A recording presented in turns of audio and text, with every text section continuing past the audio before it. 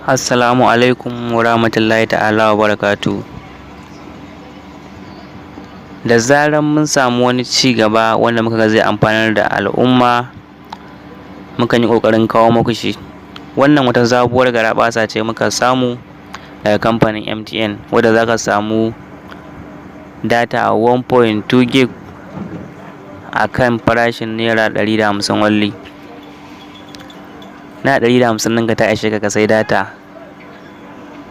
1.2 gig. Yanzu za mu nuna muku code wanda ake sanyawa a sayi datan.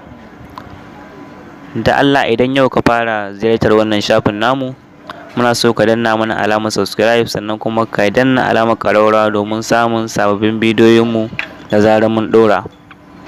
Ku biyo mu kamar haka. Assalamu alaikum masoya, ina fatan kuna tare da mu. Da farko dai ga yanan za ka danna star da farko. Star, idan ka danna star sannan za ka sa 3 4 guda biyu, sannan sai ka sa star, sannan sai ka sanya 2, sai ka latsa hash, sai ka kira kamar haka. Kun gani ko ga yanan na farko buy data bundle, inda zaka sai data kenan, sayan data. Sai na biyu kuma inda zaka duba balance din data ka in ka siya, to sai ka shiga 1 nan, sai ka shiga 1 kai reply da 1 kamar haka. Kun gani idan ka shiga ga nan sun jiro ma, ga nan na ɗaya zaka sayi MB 350 a sati guda, na biyu kuma zaka sayi 1.2 gig for 30 days a kwana 30 kenan. Sai ka zaɓa wanda kake so ka siya. Shi wancan data 350 ɗin a Naira 50 ne only, Naira 50. Sai ka shiga 2 kai reply da number 2 haka kamar haka, sai ka sanda.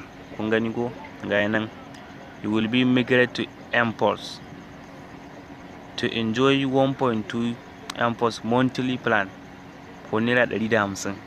Kun gani for 30 days a kwana 30.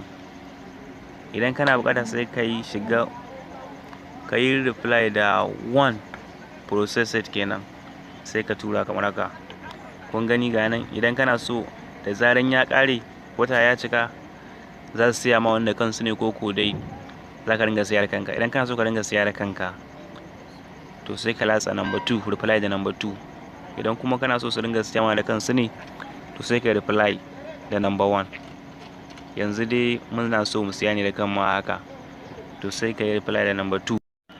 Da zaran ka yi reply da number 2, za su nuno ma successfully ka sai data, kawai sai ka ci gaba amfani da abinka.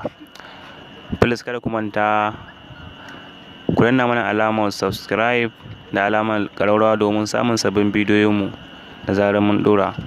Ci gabanmu naku ne. Mun gode.